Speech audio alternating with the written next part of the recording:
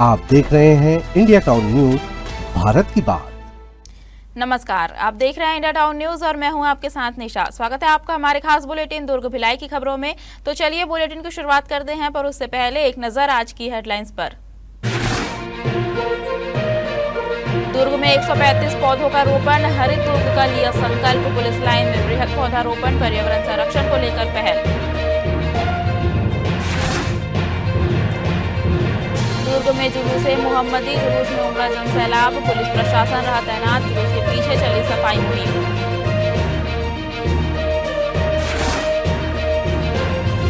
बोरसी भाटा में हरियाली का महाअभियान, 12 हेक्टेयर में 3500 पौधों का रोपण। वन महोत्सव में दिखा हरियाली का जुनून।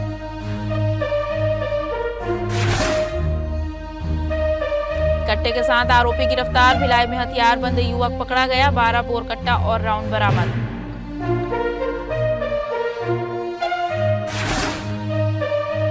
हरित आवरण को बढ़ावा देने और पर्यावरण संरक्षण के उद्देश्य से आज बोरसी भाटा में वन महोत्सव 2026 का भव्य एवं सफल आयोजन किया गया। दुर्ग के बोरसी भाटा में वन महोत्सव 2026 में पौधों को अपना मानकर उनकी रक्षा करने का संकल्प भी लिया गया। 12 हेक्टेयर जमीन पर 3500 पौधे रोपे गए और इन नन्हे पौधों की सुरक्षा के लिए उन्हें रक्षा सूत्र भी बांधा गया। करीब 500 लोगों की मौजूदगी में हुए इस आयोजन में जनप्रतिनिधियों से लेकर स्कूली बच्चों तक ने हरियाली बचाने की जिम्मेदारी अपने हाथों में ली। बोरसी भाटा की जमीन, हाथों में पौधे और कलाई से उतरकर पेड़ों की टहनियों तक पहुंचता रक्षा सूत्र। वन महोत्सव के इस आयोजन ने पौधारोपण को एक अलग ही संदेश दे दिया। लेकिन इस बार तस्वीर सिर्फ पौधे लगाने की नहीं थी, तस्वीर थी पौधों को बचाने की जिम्मेदारी उठाने की। भारत स्काउट एवं गाइड दुर्ग की पहल पर नवरोपित पौधों को रक्षा सूत्र बांधा गया। स्कूली बच्चों, अधिकारियों और कर्मचारियों ने पौधों की देखभाल और सुरक्षा का संकल्प लिया। कार्यक्रम में मंत्री गजेंद्र यादव, दुर्ग सांसद विजय बघेल और दुर्ग ग्रामीण विधायक ललित चंद्राकर ने भी पौधारोपण किया। करीब 500 प्रतिभागियों ने इस हरित अभियान में हिस्सा लिया। Junior red cross, Bharat scout and guide, rover rangers के विद्यार्थियों के साथ शिक्षक और स्थानीय नागरिक भी बड़ी संख्या में शामिल हुए। भिलाई के खुर्सीपार थाना क्षेत्र में राहगीरों से शराब पीने के लिए पैसे मांगकर नहीं देने पर गाली गलौज और मारपीट करने वाले 3 फरार आरोपियों को पुलिस ने गिरफ्तार कर लिया है। घटना डॉक्टर राजेंद्र प्रसाद वार्ड क्षेत्र की बताई जा रही है। वारदात के बाद आरोपी पुलिस से बचने के लिए लगातार अपना ठिकाना बदल कर फरार चल रहे थे। मामले की गंभीरता को देखते हुए खुर्सीपार थाना पुलिस आरोपियों की लगातार तलाश कर रही थी। इसी दौरान पुलिस टीम को सूचना एवं पतासाजी करने के आधार पर आरोपियों के संबंध में जानकारी मिली। पुलिस ने कार्रवाई करते हुए तीनों फरार आरोपियों को पकड़कर पूछताछ के लिए थाने लाया। पूछताछ और विवेचना के दौरान घटना में उनके संलिप्तता पाए जाने पर पुलिस ने टकली उर्फ टिकेश, आकाश उर्फ सोहेल और लक्की उर्फ निशान चौधरी को विधिवत गिरफ्तार कर लिया। इसके बाद तीनों आरोपियों को न्यायालय में पेश किया गया। भिलाई में नंबर प्लेट के खेल का ऐसा मामला सामने आया है जिसमें कार कोई और चला रहा था, लेकिन चालान और टोल का बोझ किसी दूसरे वाहन मालिक पर पड़ रहा था। मामला मोहन नगर थाना क्षेत्र का है। पुलिस ने दूसरे वाहन का पंजीयन नंबर अपनी कार पर लगाकर इस्तेमाल करने वाले आरोपी को कार सहित गिरफ्तार कर लिया है। दरअसल रायपुर निवासी मोनिश सोनी के नाम पर दुर्ग आरटीओ से कार पंजीकृत है। अचानक उनके मोबाइल पर उनकी कार के ट्रैफिक चालान और टोल राशि कटने के मैसेज आने लगे।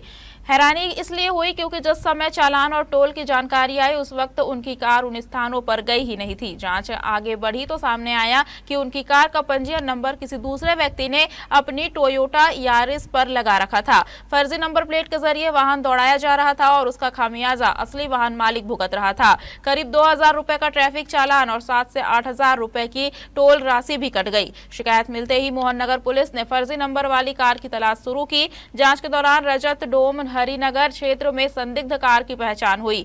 पुलिस ने वाहन को रोककर आरोपी विजय सेन को गिरफ्तार कर लिया। पूछताछ में आरोपी ने दूसरे वाहन का पंजीयन नंबर अपनी कार पर इस्तेमाल करने की बात स्वीकार की, जिसके बाद पुलिस ने कार जब्त कर आरोपी को गिरफ्तार किया और न्यायालय के समक्ष पेश किया। भिलाई के खुर्सीपार इलाके में देसी कट्टा लेकर घूमना और लोगों के बीच खौफ पैदा करना एक युवक को भारी पड़ गया।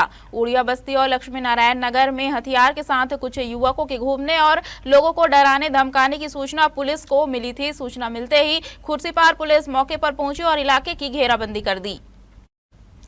पकड़े गए आरोपी की पहचान उत्तम उर्फ पुरुषोत्तम उर्फ बूढ़ा के रूप में हुई है। तलाशी के दौरान उसके कब्जे से 12 बोर का देसी कट्टा और एक जिंदा राउंड बरामद किया गया।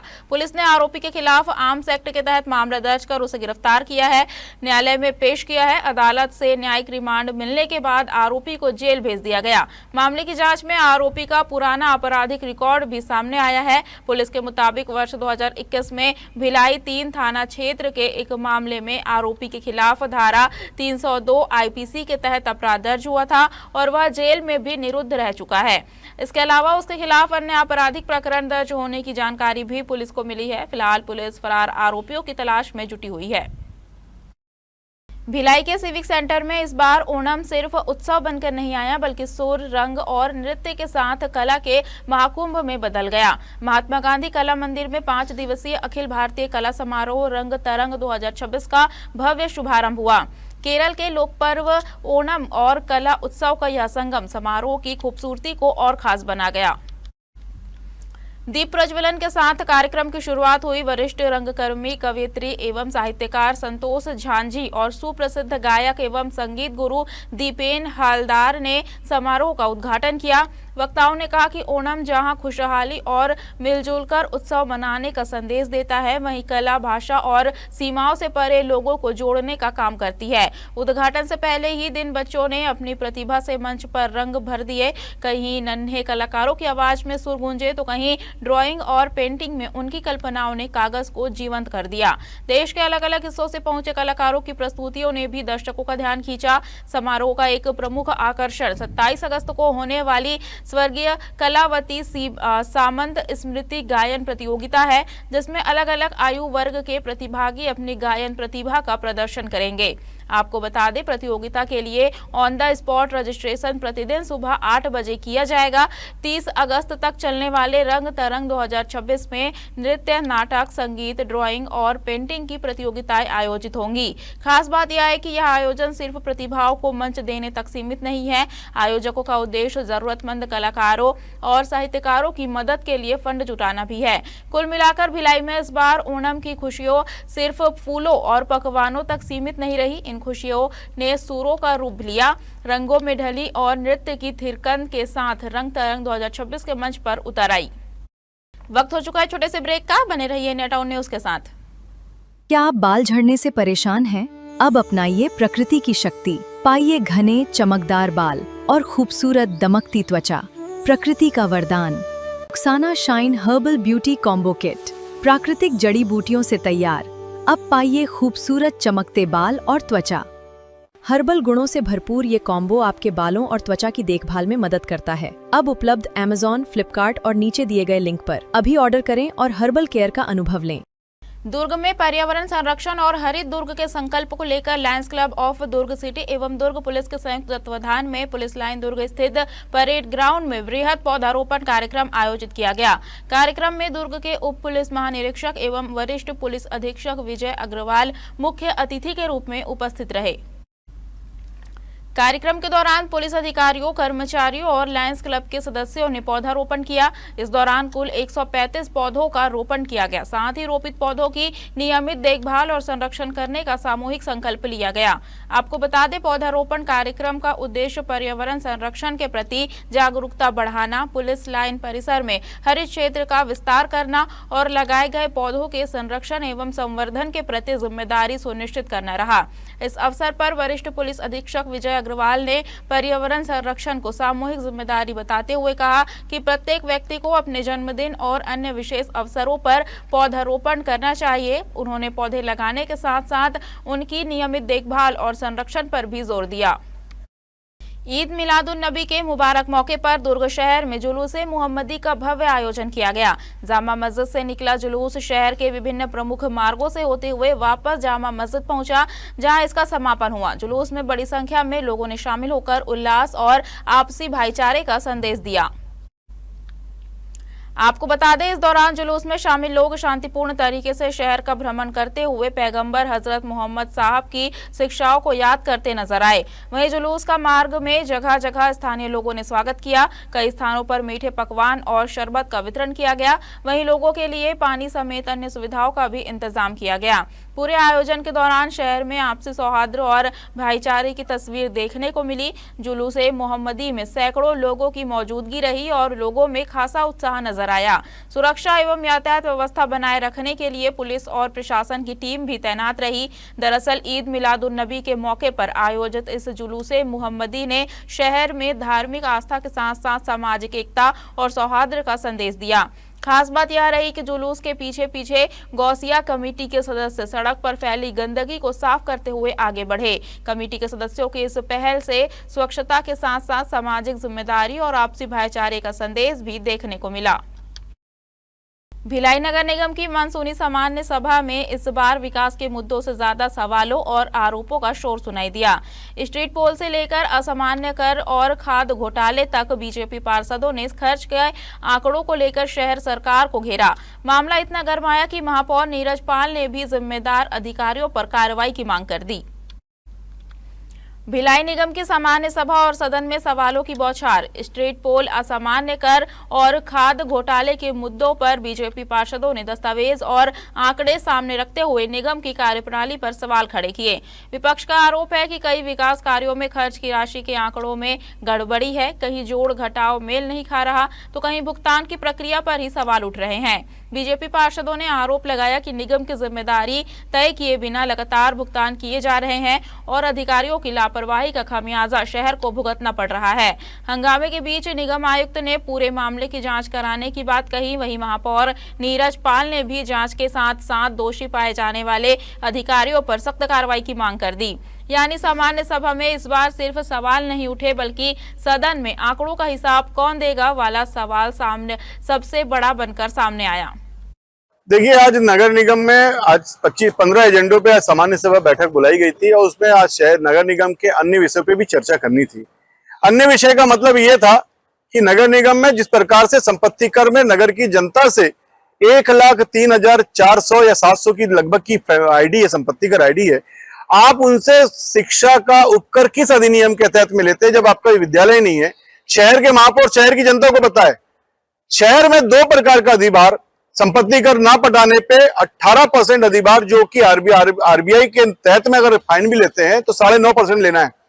आप 18% अधिभार ले रहे हो और अधिभार तो ले ही रहे हो, साथ में उनसे 1,000 रुपए का पेनल चार्ज भी ले रहे हो। देखिए, आज सामान्य सभा बैठक में लगभग 15 एजेंडे थे। उसके अलावा अन्य विषय में भी पार्षदों के द्वारा प्रश्न पूछे गए थे। सभी विषयों पर विस्तृत चर्चा होने के बाद और सभी विषयों को पारित किया। स्ट्रीट लाइट बल्बों का भी मामला बहुत निश्चित रूप से स्ट्रीट लाइट को लेकर हम सभी जनप्रतिनिधि नगर निगम के सभी वार्डों के पार्षद पिछले काफी लंबे समय से परेशान थे। उसको लेकर पार्षदों का आक्रोश भी आज सदन में दिखा। जी, आज सामान्य सभा की बैठक हुई है नगर निगम भिलाई में। बहुत सारे विषय पे चर्चा हुई है, जैसे कि स्ट्रीट लाइट संधारण और जो नया कार्यालय बनना है और प्रियदर्शनी परिसर में कुछ चीज़ों के लिए और जवाहर मार्केट का जो उन्नयन काम है उसके लिए और अन्य विशेष चीज़ों में चर्चा हुई है आज। यातायात पुलिस दुर्ग ने पावर हाउस से सुबेला क्षेत्र में यातायात व्यवस्था को बेहतर बनाने के लिए विशेष अभियान चलाया। अभियान के दौरान सड़क किनारे और नो पार्किंग क्षेत्र में वाहन खड़ा कर यातायात बाधित करने वाले 96 वाहन चालकों के खिलाफ ई चालान की कार्रवाई की गई। यातायात पुलिस ने वाहन चालकों को निर्धारित पार्किंग स्थल का उपयोग करने की समझाइश दी। साथ ही मुख्य मार्ग और नो पार्किंग क्षेत्र में वाहन खड़ा कर यातायात व्यवस्था बाधित नहीं करने की अपील की। अभियान के दौरान सड़क पर वाहन खड़ा कर बिक्री और प्रदर्शन करने वाले ऑटो डीलरों के 14 दोपहिया वाहनों पर कार्रवाई की गई। इन वाहनों को धारा 152 के तहत कार्रवाई के लिए थाना छावनी में सुपुर्द किया गया। पुलिस ने ऑटो डीलरों को सड़क और सार्वजनिक मार्ग पर वाहन खड़े नहीं करने और निर्धारित निज स्थान पर ही पार्किंग करने की समझाइश दी। इस दौरान यातायात पुलिस ने मालवाहक वाहनों की भी जाँच की। इसी कड़ी में मालवाहक वाहनों में सवारी ले जाते पाए गए 8 वाहनों के खिलाफ परमिट की शर्तों के उल्लंघन के तहत कार्रवाई की गई। उन्होंने वाहनों का संचालन निर्धारित परमिट और यातायात नियमों के अनुसार करने की हिदायत दी। अभियान के दौरान अतिरिक्त पुलिस अधीक्षक यातायात ने ऑटो डीलरों को मौके पर समझाइश देते हुए कहा कि सड़क पर वाहन खड़े करने से आम नागरिकों के आवागमन में परेशानी होती है और यातायात बाधित होता है। यातायात पुलिस ने आगे भी नियमों का उल्लंघन करने वालों के खिलाफ कार्रवाई जारी रखने की बात कही। हमारे खास बुलेटिन दुर्ग भिलाई की खबरों में फिलहाल इतना ही। अब मुझे दीजिए इजाजत और आप देखते रहिए इंडिया टाउन न्यूज, भारत की बात। नमस्कार। आप देख रहे हैं इंडिया टाउन न्यूज, भारत की बात।